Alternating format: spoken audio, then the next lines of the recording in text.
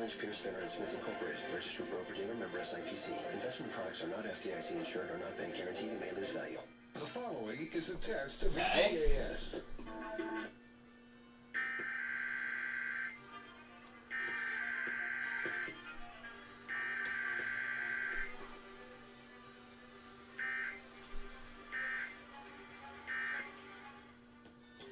This station is testing its emergency alert equipment. The EAS provides timely emergency warnings. This station serves the extended Pittsburgh operational area. This concludes this EAS test. Listen. All right. Knocking on your door right now. It's dollar bank home equity loan with a rate as low as 2.89%. What the heck? Oh my God.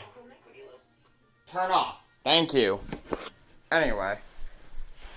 In case you're wondering why, of course.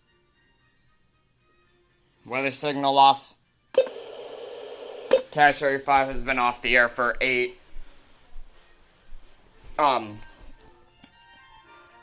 over 8 hours today. And now we're just waiting for the NERP stream. Well, unfortunately, Antonio Sage did not detect the Kdka required weekly tests. So, I guess that'll be it for the video. SG2413 signing out.